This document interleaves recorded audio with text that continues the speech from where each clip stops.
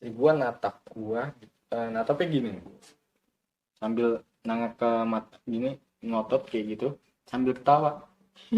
Gitu kan, anjir banget itu terngiang-ngiang sampai beberapa bulan kayak gitu. Nah, kuntilanak itu juga pengen anak gua kayak gitu.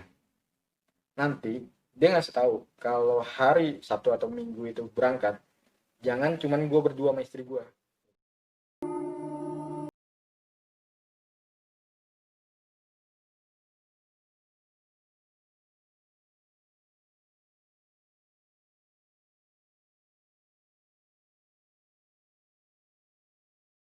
Psikologi, balik lagi sama gue Mika.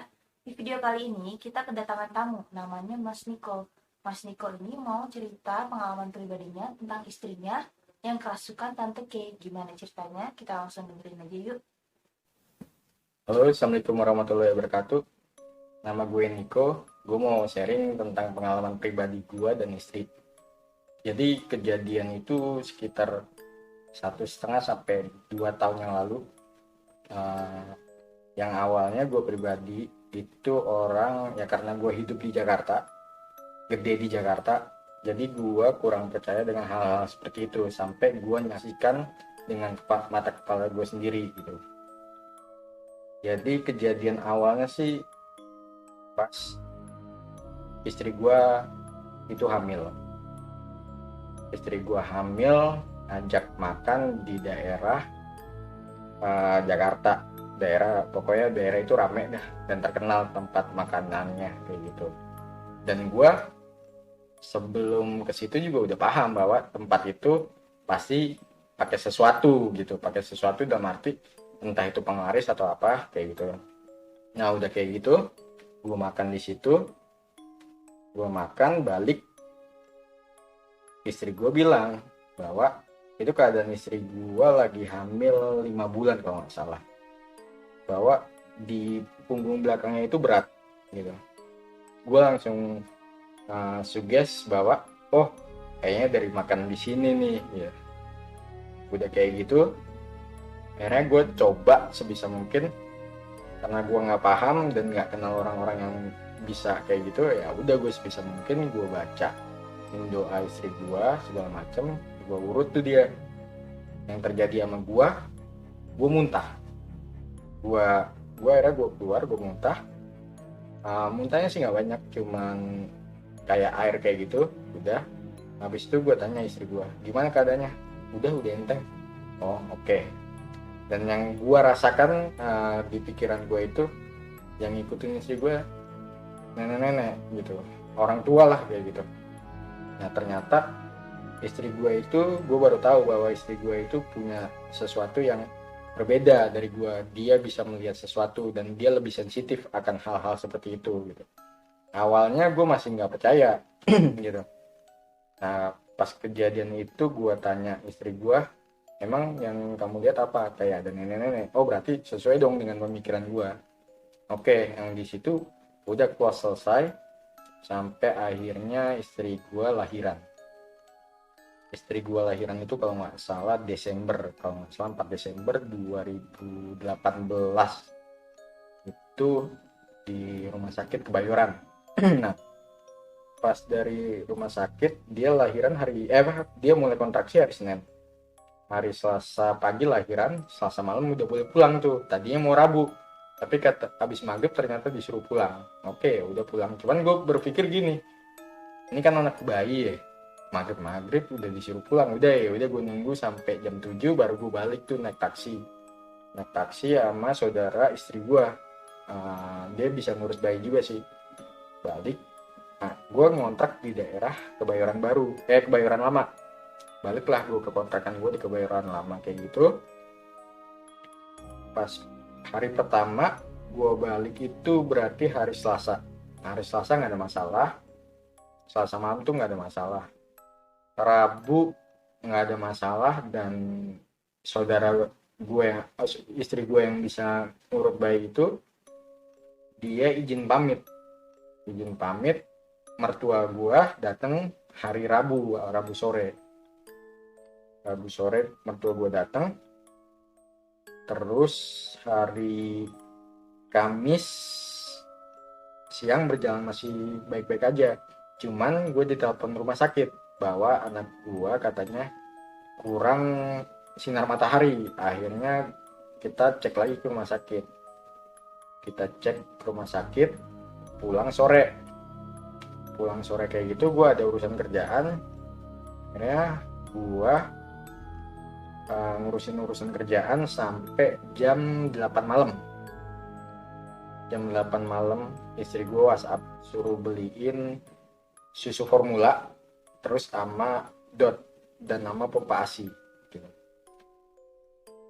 Gue udah feeling kenapa nih bayi gue kok tiba-tiba nggak mau nggak mau nete di ibunya kayak gitu kan. Akhirnya ya udah gue beliin aja karena gue baru jadi seorang ayah kan, ya udah gue beliin dah.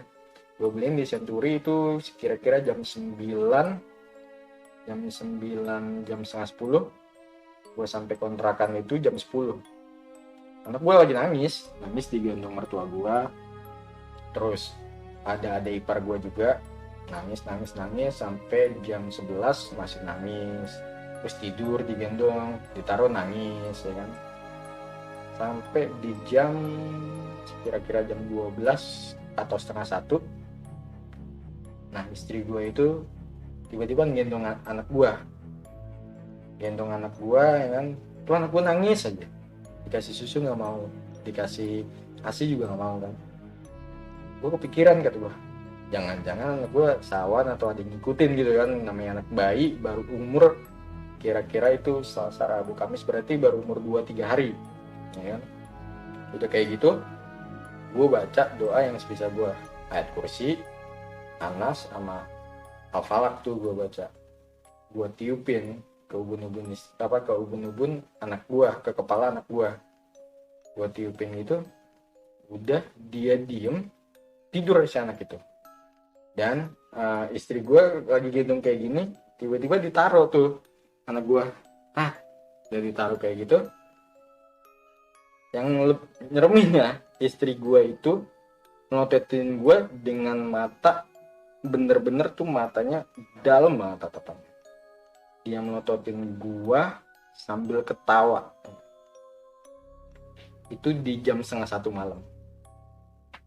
Melototin gue sambil ketawa, gue refleks karena gue emang pribadi juga agak penakut kan. Gue refleks manggil mertua gue, bu gitu.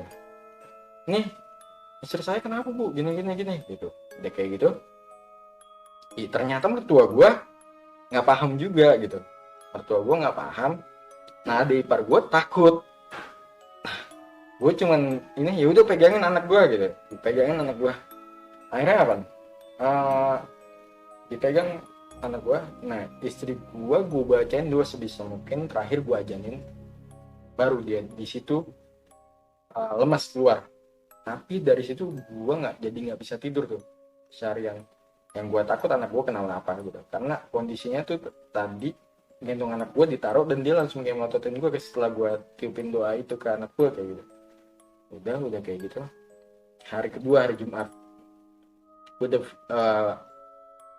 hari Jumat itu adik ipar gue sama mertua gue mulai merasa nggak nyaman lah, dia takut gitu kan. Dia berniat mau pulang hari Sabtunya atau Minggu gitu kan. Tapi gue mikir dong, kalau gue berduaan apa jadinya kayak gitu, kayak anjir gue harus berduaan sama istri gue di tengah anak gue belum ada sebulannya gitu kayak gitu, dan gue orang tua baru gitu kan. Karena gue berpikir ke rumah saudara gue lah di Bogor dah, gue numpang dulu lah gitu sampai anak gue paling nggak umur 3 bulan kayak gitu kan. Jumat itu hari Jumat, ya udahlah, udah berembuk, oke. Hari Sabtu kalau nggak Minggu kita ke Bogor. Nah gue nelpon hari Jumat itu, gue nelpon saudara gue bahwa gue akan bawa anak gue dan istri gue ke sana gitu untuk beberapa bulan. Terus gue telepon teman gue yang bisa begini gue telepon kayak gitu, oke, ya udah. Nah pada hari Jumat malam kejadian lagi. Jumat malam itu si istri gua kemasukan lagi. tapi kemasukannya bukan si ya, yang kemarin yang hari Kamis, kemasukan leluhurnya gitu. Leluhurnya masuk, neneknya lah gitu anggap. Neneknya itu masuk dan ngasih tahu gua bahwa anak lo buru-buru deh, jangan di tempat di sini gitu, karena dari rumah sakit yang ikut banyak katanya gitu. Terus di sekitar gue yang si kuntilanak itu juga pengen anak gue kayak gitu. Nanti dia ngasih tahu kalau hari Sabtu atau Minggu itu berangkat, jangan cuman gue berdua sama istri gue gitu, takutnya anak gue kenapa-napa, harus ada yang nemenin dan anak gue jangan dipegangin ke istri gue gitu. Oke, akhirnya tapi lucu juga sih, pas kesurupan leluhurnya itu istri gue minta kopi pahit, itu kopi panas-panas bener diminum, dan istri gue nggak doain kopi gitu. Itu panas-panas diminum dalam waktu sekejap. Terus minta roti, gue beliin roti itu, dia bilang ini roti warung, dia bilang gitu. Kata dia kenapa nggak beliin roti Indomaret, gue setengah kayak anjir ini bener kemasukan apa kayak gitu, tapi emang bener gitu. Dia bilang saya mau roti Indomaret gini-gini, ya udah akhirnya itu sekitar jam 9 ya udah gue beliin, udah gue kasih itu semua, udah ngasih tahu pesen-pesennya bahwa gue kalau ke Bogor nggak boleh berdua sama istri gue, anak gue harus dipegang sama orang lain kayak gitu. Ya udah gue ikutin segala macam, akhirnya keluarlah leluhurnya ini udah selesai. Nah kejadiannya lagi berlanjut tuh di hari Sabtu gue telepon, akhirnya gue mau berangkat hari Sabtu tuh, gue telepon saudara gue sama temen gue yang bisa gitu, yang bisa dalam hal-hal seperti itulah, yang lebih paham gitu, datang. Akhirnya Sabtu itu kita berangkat sekitar sore jam 3 abis asar lah. Gue nganterin mertua gue dulu ke stasiun Kebayoran karena dia mau pulang turun stasiun Rangkas kan. Akhirnya gue turunin di stasiun Kebayoran. Udah gue turunin stasiun Kebayoran, udah baru mobil itu jalan sebentar, istri gue pakai kerudung, tapi masa dia malah gini. Gue nengok dan kaget kan gitu, tapi gue lihat teman gue yang bisa itu santai. Nah saudara gue yang sebelah gue itu megangin anak gue bilang udah pegangin anak gue aja ya, santai segala macam. Itu tetap aja begitu, sambil ketawa sambil kayak gitu kan. Gue di mobil udah merinding, itu sore gitu asar kan, gue merinding kayak gitu. Dah gue mampir ke rumah bokap gue di daerah Radio Dalam lah. Gue mampir ke tempat bokap gue, masih kayak gitu lah gitu. Padahal dia pakai jilbab, ngapain gini-gini kayak gitu kan. Udah kayak gitu, akhirnya gue sempet kayak kesel juga kan, kayak ganggu mulu nih gitu. Akhirnya gue tanya, maksud lo apa sih kayak gitu, lo siapa? Dia cuma bilang saya yang dikontrakan, saya mau anak kamu, kata dia gitu. Gue kesel dong karena dia ngomong mau anak gue gitu. Karena ya nggak bisa lah, anaknya lucu gitu, anak gue kan laki gitu, laki-laki terus gemuk gitu kan, kata dia anaknya lucu gini-gini gitu. Terus gue bilang ya nggak bisa lah, lu beda alam sama gue gitu, beda alam. Ya nggak apa-apa, saya mau ikut, dia bilang. Saya mau ke Bogor, saya bilang saya mau ikut, kata dia. Akhirnya lu mau keluar apa ini, tetep kayak gini. Akhirnya gue paksa keluar, gue janin tuh kupingnya, akhirnya lemas keluar. Udah kayak gitu, gue minta tolong sama teman gue yang bisa jagain deh. Udah nyampe Bogor, udah agak aman. Akhirnya gue tanya dong sama teman gue yang bisa, itu sebenarnya apa sih kayak gitu. Kata teman gue itu kuntilanak gitu. Kuntilanaknya itu bersarang di pohon pisang di belakang rumah kontrakan gue. Nah memang gue agak-agak ini something dengan pohon pisang itu. Jadi gue ngontrak itu di lantai 2. Pohon pisang itu nyampe ke lantai 2 dan itu kelihatan dari kamar mandi gue gitu. Tinggi banget pohon pisang gitu. Terus istri gue juga beberapa kali pas lagi hamil itu gue pertama itu ngontrak nggak jauh dari situ, kira-kira 50 meter gue ngontrak di situ. Katanya ada cewek berdiri, rambut pakai baju putih, rambutnya panjang kayak gitu, ngeliatin dia dari kamar mandi. Terus akhirnya gue pindah. Cuman memang gue lupa bahwa pantangan kalau orang hamil itu nggak boleh pindah gitu. Gue lupa banget kayak gitu. Akhirnya gue pindah. Terus gue tanya dong istri gue, ada yang ngeliat lagi nggak? Ada, sering ada yang ngaca kayak gitu. Tapi gue masih belum percaya sampai kejadian itu gitu. Baru gue bener-bener percaya, oh memang ada kayak gitu. Udah setelah istri gue tempatkan di Bogor untuk beberapa bulan. Tapi waktu itu gue belum pindah, cuman pindahin istri gue ke Bogor. Besokannya gue itu ke kontrakan itu untuk beberes rumah, ditemenin sama salah satu karyawan gue namanya Andi. Gue ditemenin ke kontrakan karena jujur gue nggak berani ke sana. Antara satu, gue takut kuntilanak dendam gitu kan, karena kemarin udah gue baca-bacain, gue takutnya dendam apa itu gue dikeroyok di kontrakan sendirian, kan repot dikeroyok setan sendirian kayak gitu kan. Terus yang kedua, gue emang beneran takut kayak gitu, ntar yang ada dia pas gue ke kontrakan sendiri beres-beres, dia nongol apa dia bantuin gue beres-beres, ya repot juga kayak gitu kan. Akhirnya gue ajak karyawan gue itu, gue ajak, kondisi gelap dong malam-malam, gue nyalain lampu segala macam. Gue udah ngerasain merinding kayak gitu. Gue masih terbayang itu, inget banget kayak muka istri gue natapnya gini, sambil nangap ke mata gini, ngotot kayak gitu sambil ketawa gitu kan, anjir banget itu terngiang-ngiang sampai beberapa bulan kayak gitu. Nah setelah gue beres-beres kontrakan segala macam, terus gue belum cerita ke Andi bahwa ada kejadian itu. Gue balik ke rumah bokap gue, terus gue tanya sama Andi, Di, apa yang lo rasa? Serem pak? Oh, emang itu kemarin istri gue kesurupan kuntilanak di situ. Oh pantesan serem banget pak, dia bilang. Saya merinding, dia bilang. Oh berarti bener kan kayak gitu, bahwa itu kuntilanak masih ngikut kayak gitu. Akhirnya beberapa bulan berselang, gue kumpul lagi tuh sama istri gue.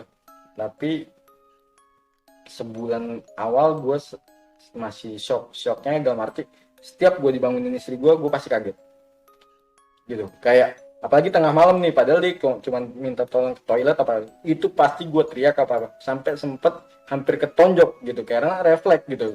Jadi gue setiap tidur sama istri gue itu, gue cuma mikir ini dia bukan sih, yang gue takut tiba-tiba bukan dia gitu kan gitu.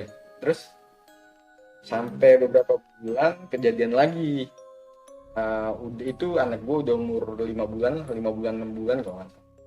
Tapi ini gue antara mimpi sama sadar sih gitu, antara mimpi dan sadar.